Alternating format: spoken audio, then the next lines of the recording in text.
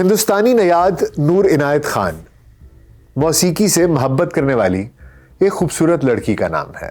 تقریباً 76 برس گزر جانے کے بعد اب برطانوی حکام کو یہ خیال آیا کہ اس مسلمان شہزادی کو انعام و اکرام سے نوازنے کا وقت آ گیا ہے۔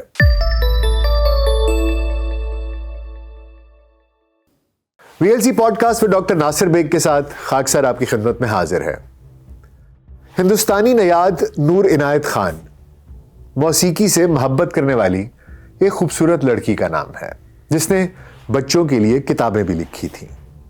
جب جرمنی کا فرانس پر حملہ ہوا تو وہ برطانوی جاسوس کے روپ میں فرانس پہنچی۔ آج ہندوستانی نیاد نور عنایت خان کی بہادری اور جرت کی داستان پورے برطانیہ اور یورپ میں زباں زدِ عام ہے۔ تقریباً 76 برس گزر جانے کے بعد اب برطانوی حکام کو یہ خیال آیا کہ اس مسلمان شہزادی کو انعام و اکرام سے نوازنے کا وقت آ گیا ہے۔ وہ شہزادی جس نے دوسری جنگ عظیم کے دوران فرانس پر نازیوں کے قبضے کے بعد برطانیہ کے مفاد میں جاسوسی سر انجام دی تھی۔ اس شہزادی کا پورا نام نور النساء عنایت خان تھا۔ وہ 1914 میں پیدا ہوئی اور 1944 میں دنیا سے رخصت ہو گئی۔ دوسری جنگ عظیم کے دوران نور نے میڈلن کے فرضی نام سے ایک خفیہ ادارے کے لیے بطور ایجنٹ کام کیا۔ اس ادارے کا نام اسپیشل آپریشن ایگزیکٹو تھا۔ 16 اور 17 جون 1943 کی درمیانی شب چاند پورے جوبن پر تھا۔ برطانیہ کے علاقے ٹینگمیر سے 2 چھوٹے طیاروں نے فرانس کے لیے اڑان بھری۔ طیاروں نے انتہائی تاریکی میں ٹیک آف کیا تھا اور ان کے پائلٹ اتنی عجلت میں تھے کہ انہوں نے اپنے گھٹنوں پر رکھے نقشے پر نظر ڈالنے کے لیے ٹارچ تک کا استعمال نہیں کیا۔ طیاروں میں نہ تو کوئی بم تھا اور نہ ہی یہ دشمن کے علاقے کی جاسوسی کے لیے نکلے تھے، بلکہ ان کا کام جرمنی کے زیر قبضہ علاقوں میں وائرلیس ٹرانسمیٹر اور جاسوسوں کو پہنچانا تھا۔ انہی جاسوسوں میں سے ایک نور عنایت خان بھی تھیں، جو ماسکو میں پیدا ہونے والی بھارتی نژاد لڑکی تھی۔ طیارے رات کی تاریکی میں 1.5 گھنٹے کا سفر کر کے فرانس کے کھیتوں میں اترے۔ یہ طیارے اپنے ساتھ اضافی ایندھن کے ٹینک بھی لے گئے تھے، جس کی وجہ سے وہ 1150 میل طویل سفر طے کر سکتے تھے۔ ان طیاروں کے اوپری حصوں اور پروں کو اس طرح پینٹ کیا گیا تھا کہ رات کے اندھیرے میں ان طیاروں کو دیکھنا بہت مشکل تھا۔ یہ طیارے انگلینڈ کے بہترین پائلٹس اڑایا کرتے تھے۔ نور عنایت خان کی سوانح عمری، کوڈ نیم میڈلن، صوفی اسپائی ان نازی آکوپائڈ پیرس کے مصنف آرتھر جے میگلڈ لکھتے ہیں کہ اس رات طیارے کو اڑانے والے پائلٹ فرینک آر ملز کی نظر جب خوش شکل، گندمی رنگت اور فرانسیسی زبان بولنے والی نور پر پڑی تو انہوں نے سوچا کہ ایک ایسی نوجوان خاتون کو فرانس کیوں بھیجا جا رہا ہے جو نظروں میں آئے بغیر نہیں رہ سکتی۔ نور عنایت کے والد ایک صوفی مبلغ تھے، جبکہ والدہ امریکی تھیں۔ نور عنایت خان 1 جنوری 1914 کو سوویت یونین کے دارالحکومت ماسکو میں پیدا ہوئیں۔ والد ہندوستانی تھے جن کا نام حضرت عنایت خان تھا۔ ان کی والدہ RA بیکر نے اپنا نام بدل کر آمنہ شاردا بیگم رکھ لیا تھا۔ نور کا تعلق میسور کے بادشاہ ٹیپو سلطان کی اولاد سے تھا۔ یہ وہ دور تھا جب چھوٹے پیروں والی خواتین خوبصورت سمجھی جاتی تھیں، اسی لیے نور کی والدہ بچپن میں ان کے پاؤں باندھ دیتی تھیں تاکہ وہ ہمیشہ چھوٹے ہی رہیں۔ نور عنایت خان کی ایک اور سوانح عمری، spy princess the life of Noor Inayat Khan کی مصنفہ شرابنی باسو کہتی ہیں کہ نور ایک دبلی پتلی اور خوبصورت لڑکی تھی۔ ان کا قد صرف 5 فٹ 3 انچ تھا۔ انہیں موسیقی کا بہت شوق تھا۔ ان کا ایک بھائی بھی تھا جس کا نام ولایت خان تھا، جنہیں وہ بھائی جان کہہ کر پکارا کرتی تھیں۔ اگرچہ نور کی والدہ امریکی تھیں، لیکن نور کی پرورش ہندوستانی ماحول میں ہوئی اور وہ اپنے بچوں سے ہندی زبان میں بات کرتی تھیں، اسی لیے ان کے دونوں بچے ہندی اور اردو سمجھتے تھے۔ 12 سال کی عمر میں نور اپنے والدین کے ساتھ ہندوستان آئیں اور بنارس، جے پور اور دلی بھی گئیں، جہاں انہوں نے صوفی بزرگ حضرت نظام الدین اولیاء کے مزار پر حاضری بھی دی۔ 20 سال کی عمر کے بعد نور نے یورپی لباس پہننا شروع کر دیا۔ نور کے جاسوسی کے پیشے کی طرف راغب ہونے کی وجہ ان کے بھائی ولایت خان تھے، جو رائل ایئر فورس میں ملازم تھے۔ انہی دنوں خواتین کی معاون فضائیہ کا قیام بھی وجود میں آیا۔ تاکہ وہاں ایسی خواتین کو ملازمتیں دی جا سکیں جن کے گھر کے مرد میدان جنگ میں جا کر اپنے فرائض سر انجام دیتے ہیں۔ نور کو 19 نومبر 1940 کو aircraft women second class کی نوکری مل گئی۔ نوکری ملنے کی ایک بڑی وجہ یہ تھی کہ وہ روانی سے فرانسیسی بول سکتی تھیں۔ نوکری جوائن کرتے ہی انہیں 40 دیگر خواتین کے ساتھ وائرلیس آپریٹر کی تربیت کے لیے ہیروگیٹ بھیج دیا گیا۔ بعد ازاں انہوں نے ایڈنبرا میں وائرلیس ٹیلی گراف کی تربیت بھی حاصل کی۔ اسی دوران وہ ہندوستان میں جاری آزادی کی جدوجہد کو بہت قریب سے دیکھ رہی تھیں۔ وہ جواہر لال نہرو سے بہت متاثر تھیں۔ انہوں نے نہرو کی سوانح عمری بھی خرید رکھی تھی جو انہوں نے اپنے بھائی ولایت خان کو ان کی سالگرہ کے موقع پر تحفے میں دی۔ شرابنی باسو لکھتی ہیں کہ نور کا خیال تھا کہ ہندوستان کے سیاسی رہنماؤں کو ایسے وقت میں اپنی آزادی پر اصرار نہیں کرنا چاہیے جبکہ برطانیہ کی ساری توجہ لڑائی پر مرکوز ہے۔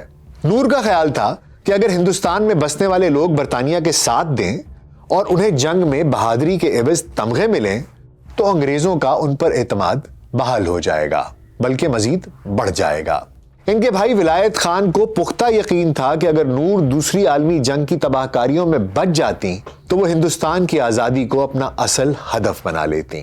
جاسوسی کا شعبہ اختیار کرنے سے قبل ایک افسر نے ان سے پوچھا تھا کہ کیا وہ ہندوستانی لیڈروں کی برطانوی حکومت کے خلاف آزادی کی جنگ میں حمایت کرتی ہیں؟ جواب میں نور عنایت نے اس امکان کو رد نہیں کیا۔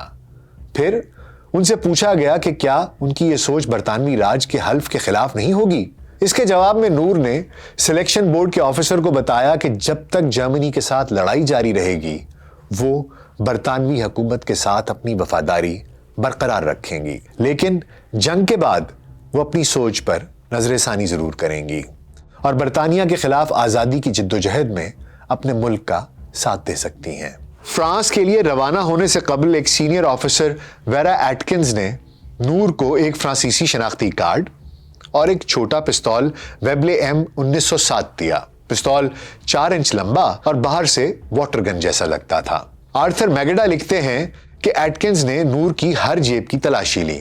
وہ ہر طرح کی لیبل، کاغذات، سگریٹ، سینما اور ٹرین کی ٹکٹ جیسی ہر چیز ہٹا دینا چاہتی تھیں جس سے یہ پتا چلے کہ نور لندن سے آئی ہیں۔ جاسوسی کے مشن پر روانہ کرنے سے قبل ان کے بال فرانسیسی انداز میں کاٹے گئے اور درزی سے ان کے فرانسیسی طرز کے کپڑے سلوائے گئے۔ جب نور نے ایٹکنز کو الوداع کہا تو انہوں نے ان کے لباس پر سلور برڈ بروچ کی تعریف کی۔ ایٹکنز نے فوراً بروچ اتار کر نور کے ہاتھ میں تھما دیا۔ نور کا قد اتنا چھوٹا تھا کہ وہ خود جہاز میں سوار بھی نہیں ہو سکتی تھیں اور ایک ایئر مین کو انہیں کمر سے اٹھا کر جہاز میں بٹھانا پڑتا تھا۔ نور کو فرانس میں جہاز سے اترتے ہی ایک سائیکل دی گئی۔ وہ 7 میل سائیکل چلاتے ہوئے ایتش نامی ایک گاؤں میں پہنچی۔ وہاں سے وہ 200 میل دور پیرس جانے کے لیے ٹرین میں سوار ہوئیں۔ فرانس میں نور کا نیا نام ژان میری رینے تھا۔ اپنی مہم پر نکلنے سے پہلے نور نے اس نام کو ان گنت بار لکھنے کی مشق کی تاکہ جب ضرورت پڑے تو یہ ان کے پرانے نام کی طرح فطری طور پر ان کے قلم سے نکلے۔ نور کے فرانس پہنچنے کے چند ہی دن میں نازیوں نے نور کے نیٹ ورک کے لگ بھگ تمام جاسوس ایجنٹوں کو گرفتار کر لیا تھا۔ اگلے چند ماہ کے دوران فرانس میں واحد برطانوی ایجنٹ نور رہ گئی تھیں۔ انہوں نے اپنی جان خطرے میں ڈال کر جرمن فوجیوں کے بارے میں خفیہ معلومات انگلستان بھجوائیں۔ وہ فرانسیسی ریزیڈنٹ موومنٹ کی سرگرمیوں کی مکمل خبریں بھی برطانیہ پہنچا رہی تھیں۔ انہوں نے ان کے لیے برطانوی جاسوسوں کے قاصد کا کام بھی کیا۔ آرتھر میگڈا لکھتے ہیں کہ خفیہ سیل سینما کے لیے کام کرتے ہوئے نور ہر اتوار کو صبح 9:05 پر لندن پیغامات بھیجتی تھیں۔ بدھ کو پیغامات بھیجنے کا وقت 2:10 ہوتا تھا جبکہ لندن سے انہیں روزانہ صبح 6 بجے اور دوپہر 1 بجے پیغامات بھیجے جاتے تھے۔ وہ اپنے فلیٹ کا دروازہ بھی اسی وقت کھولتی تھیں جب آنے والا ان سے کوڈ ورڈ میں پوچھتا تھا کیا میں اورا کی بیٹی ژان میری سے مل سکتا ہوں۔ نور جب فرانس پہنچی تو وہ اپنا ٹرانسمیٹر اپنے ساتھ نہیں لے جا سکی تھیں۔ 21 جون کو بی بی سی نے اپنی نشریات میں کوڈ لینگویج میں کمشنر بیکن اسٹاک بروکر کا پیغام دیا اور اس کا مطلب یہ تھا کہ اس رات 2 ریڈیو سیٹ اور نور کا سوٹ کیس پیراشوٹ کے ذریعے کھیتوں میں گرایا جائے گا۔ نور اس جگہ پہنچ گئیں۔ ریڈیو سیٹ بحفاظت نیچے اتر گیا، لیکن نور کا سوٹ کیس درخت میں پھنس گیا اور ان کے کپڑے باہر نکل کر درختوں کی شاخوں پہ بکھر گئے، پھنس گئے۔ نور اور ان کے ساتھی کسی طرح درختوں پر چڑھے اور ٹہنیوں سے ان کے کپڑے اتار کر واپس سوٹ کیس میں پیک کیے۔ بالآخر نور کے ایک ساتھی کی غداری کی وجہ سے نور کو جرمن ایجنٹس نے پکڑ لیا۔ جس شخص نے انہیں پکڑا اس کا نام پیئر کارتو تھا۔ جب انہوں نے اپنے فلیٹ کا دروازہ کھولا تو کارتو وہاں پہلے سے موجود تھا۔ جیسے ہی کارتو نے نور کی کلائی پکڑی، انہوں نے اسے اتنی زور سے کاٹ کھایا کہ اس کا خون بہنے لگا۔ کارتو نے انہیں صوفے پر دھکیل کر ہتھکڑی لگانے کی کوشش کی، لیکن وہ نور پر قابو نہ رکھ سکے۔ آخر کار انہوں نے اپنے پستول نکالا اور نور کو دھمکی دی کہ اگر وہ اپنی پوزیشن سے ذرا بھی ہلے گی تو وہ ان پر گولی چلا دیں گے۔ ایک ہاتھ میں پستول پکڑے انہوں نے دوسرے ہاتھ سے فون ڈائل کیا اور کہا کہ مجھے مدد چاہیے اور مدد کے لیے مزید لوگ بھیجے جائیں۔ ارنسٹ ووگٹ نے لکھا کہ جب میں وہاں پہنچا تو پیئر کمرے کے سب سے دور کونے میں میڈلن کو کور کیے کھڑا تھا اور میڈلن صوفے پر شیرنی کی طرح بیٹھی تھی۔ آنکھوں سے غصہ جھلک رہا تھا اور وہ بار بار پیئر کو سیلز باخ یعنی گندا جرمن کہہ کے پکار رہی تھیں۔ کارتو کی کلائی سے بہت خون بہ رہا تھا۔ پکڑے جانے کے بعد نور کو گشتاپو جرمن خفیہ ایجنسی کے دفتر لے جایا گیا۔ نور نے شروع سے ہی جرمن انٹیلیجنس افسران پر واضح کر دیا کہ چاہے کچھ بھی ہو وہ ایک لفظ نہیں بولیں گی۔ جب انہیں جیل بھیجا گیا تو انہوں نے عجیب و غریب درخواست کی کہ وہ نہانا چاہتی ہیں۔ جرمن ان سے بہت سے راز اگلوانا چاہتے تھے، اس لیے وہ فوراً راضی ہو گئے۔ گارڈ نے باتھ روم کا دروازہ تھوڑا سا کھلا رکھا تاکہ وہ ان پر نظر رکھ سکیں، لیکن نور نے وہاں بہت شور مچایا اور کہا کہ وہ مکمل غسل کرنا چاہتی ہیں اور نہیں چاہتی کہ کوئی گارڈ انہیں برہنہ نہ دیکھے۔ جرمن دروازہ بند کرنے پر راضی ہو گئے، مگر دروازہ بند ہوتے ہی نور باتھ روم کی کھڑکی سے چھلانگ لگا کر ساتھ والی بالکنی کی کھڑکی کے نیچے پہنچ گئیں۔ وہ کسی بلی کی مانند چل رہی تھیں۔ انہوں نے بھاگنے میں کوئی وقت نہ لیا۔ یہ محض ایک اتفاق تھا کہ جرمن آفیسر ووگٹ قریب ایک اور بیت الخلاء میں تھے۔ وہاں انہوں نے کھڑکی سے باہر دیکھا تو یہ دیکھ کر دنگ رہ گئے کہ نور باہر گٹر کے پاس کھڑی تھیں۔ وہ اسی کھڑکی کی طرف بڑھ رہی تھیں جہاں وہ کھڑے تھے۔ انہوں نے نور کو آرام سے وہاں تک آنے دیا اور پھر آہستہ سے ان سے کہا، میڈلن بے وقوفی مت کرو، تم خود کو مار ڈالو گی۔ اپنی ماں کے بارے میں سوچو، اپنا ہاتھ میری طرف بڑھا دو۔ ووگٹ نے ان کا کندھا پکڑا اور گھسیٹ کر نیچے لے گیا اور پھر نور کو ان کے سیل واپس پہنچا دیا گیا۔ اپنے کمرے میں جا کر نور اس طرح پکڑے جانے پر رو پڑیں۔ اپنے آپ کو کوسنا شروع کیا کہ پکڑے جانے کی بجائے انہیں خودکشی کر لینی چاہیے تھی۔ کچھ دیر بعد جب ایک گارڈ ان کے لیے کھانا لے کر آیا تو انہوں نے کھانا کھانے سے انکار کر دیا۔ انہوں نے رات کا کھانا بھی نہیں کھایا تھا۔ ووگٹ نے انہیں اپنے کمرے میں آنے کا حکم دیا۔ وہاں انہوں نے انہیں انگریزی چائے اور سگریٹ پیش کی۔ انہوں نے چائے پی اور یکے بعد دیگرے کئی سگریٹ پھونک دیے، لیکن کھانے کو ہاتھ نہیں لگایا۔ نور ایک مشکل قیدی تھیں۔ وہ جیل میں اکثر ہلکے بورے رنگ کا جمپر پہنتی تھیں۔ انہیں انہی کپڑوں میں ہی گشتاپو کے اہلکاروں نے گرفتار کیا تھا۔ چند روز بعد انہوں نے جیل سے فرار ہونے کی ایک اور کوشش کی۔ وہ جیل کی چھت تک بھی پہنچ چکی تھیں، لیکن یہ ان کی بدقسمتی تھی کہ اسی وقت برطانوی طیاروں نے اس علاقے پر فضائی حملہ کیا۔ حملے کا زور ختم ہونے کے بعد جب اہلکاروں نے ان کے کمرے کی تلاشی لی تو وہ وہاں نہیں تھیں۔ اس کے بعد جرمن فوجیوں نے پورے علاقے کو گھیرے میں لے لیا اور نور کو پکڑ لیا گیا اور انہیں مارنے پیٹنے کے بعد وہاں سیل نمبر 84 میں لے آیا گیا۔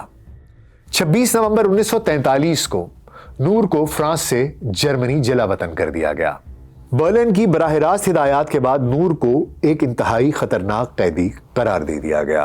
جرمنی کی فورمز جیل میں نور کے ہاتھ پاؤں بیڑیوں سے بندھے ہوئے تھے۔ ایک تیسری زنجیر سے ان کے ہاتھ اور پاؤں کو جوڑ دیا گیا تھا۔ وہ نہ سیدھی ہو سکتی تھیں اور نہ ہی بیٹھ سکتی تھیں۔ ان لوگوں نے انہیں تقریباً بھوکا رکھا ہوا تھا۔ کھانے کے لیے صرف آلو کے چھلکے اور گوبھی کا سوپ دیا جاتا تھا۔ گشتاپو نے انہیں ایک لمحے کے لیے بھی سکون سے نہیں بیٹھنے دیا۔ اور ان سے سوال پہ سوال پوچھتے رہے کہ اپنے ساتھیوں کے نام بتائیں، لیکن نور نے ایک لفظ نہیں کہا۔ انہیں قید تنہائی میں رکھا گیا۔ وہ نہ کھا سکتی تھیں اور نہ ہی خود کو صاف رکھ سکتی تھیں۔ یہ کام ایک اور خاتون کیا کرتی تھی جنہیں نور سے ایک لفظ بھی نہ بولنے کی ہدایت کی گئی تھی۔ جیل کی کوٹڑی میں پڑی نور کو دن اور وقت کا کوئی اندازہ نہیں رہا تھا۔ وہ ناشتے اور دن اور رات کے کھانے سے وقت کا اندازہ لگایا کرتی تھیں۔ ان کی کوٹڑی کا دروازہ کبھی نہیں کھلا۔ بھوک سے بہت کمزور ہونے کے باوجود نور کے حوصلے بالکل نہیں ٹوٹے تھے۔ زنجیروں میں جکڑے جانے کے باوجود وہ اپنی کوٹڑی میں آہستہ آہستہ چلتی تھیں تاکہ دماغ متحرک رہے۔ 12 ستمبر کو نور کو ڈکاؤ حراستی کیمپ منتقل کر دیا گیا۔ اس کے مرکزی دروازے پر لکھا تھا اربائت ماچٹ فری، یعنی کام آپ کو آزاد کر دے گا۔ یہ ستم ظریفی تھی کیونکہ اس کیمپ سے بہت کم لوگ زندہ نکل پاتے تھے۔ یہاں 1933 سے 1945 تک 30,000 لوگوں کو موت کے گھاٹ اتار دیا گیا تھا۔ اس رات نور کو شدید تشدد کا نشانہ بنایا گیا۔ جرمن سپاہی ان کے سیل میں گھس آئے اور انہیں مارا پیٹا۔ پھر انہوں نے نور کے سارے کپڑے اتار دیے اور رات بھر انہوں نے ان کے جسم پر بشمول نازک حصوں کے موٹے موٹے جوتوں سے روندنا شروع کیا۔ پھر ایک سپاہی نے انہیں بیٹھنے کو کہا اور اپنی پستول پوائنٹ بلینک رینج سے ان کے سر کے پچھلے حصے پر رکھ کر گولی چلا دی۔ نور عنایت خان کے مرنے سے پہلے آخری الفاظ لبرتے تھے، جس کا مطلب آزادی ہے۔ اس وقت ان کی عمر صرف 30 سال تھی۔ اس کے بعد ان کی لاش کو کھینچ کر بھٹی میں پھینک دیا گیا۔ چند منٹ بعد اینی شاہ الدین نے شمشان گھاٹ کی چمنیوں سے دھواں اٹھتے دیکھا۔ انگلینڈ میں اس رات ان کی والدہ اور بھائی کو ایک ہی خواب آیا، جس میں انہوں نے دیکھا کہ نور یونیفارم پہنے کھڑی ہیں اور ان کے چاروں طرف نیلی روشنی ہے اور وہ انہیں بتا رہی ہیں کہ اب وہ آزاد ہیں۔ نور کو 1949 میں برطانیہ کا سب سے بڑا اعزاز جارج کراس دیا گیا، جبکہ فرانس نے انہیں اعلیٰ ترین شہری اعزاز کراس ڈی ویر سے بھی نوازا۔ فرانسیسی حکومت نے پیرس میں ان کے گھر فضل منزل کے باہر تختی لگوائی۔ ہر سال باسٹل ڈے پر ایک فرانسیسی فوجی بینڈ ان کے اعزاز میں ایک دھن بجاتا ہے۔ 2006 میں انڈیا کے اس وقت کے وزیر دفاع پرناب مکھرجی نے پیرس میں ان کے گھر جا کر نور کو خراج عقیدت پیش کیا۔ 8 نومبر 2012 کو لندن کے گارڈن اسکوائر گارڈن میں برطانیہ کی شہزادی این نے ان کے کانسی کے مجسمے کی نقاب کشائی کی، اور 2014 میں برطانیہ کی رائل میل نے نور عنایت خان کے اعزاز میں ایک ڈاک ٹکٹ بھی جاری کیا۔ ایک چھوٹی سی ہندوستانی لڑکی کی ایک اتنی بڑی داستان۔ امید ہے آپ کو آج کا پوڈ کاسٹ پسند آیا ہوگا۔ اپنا خیال رکھیے گا۔ شکریہ۔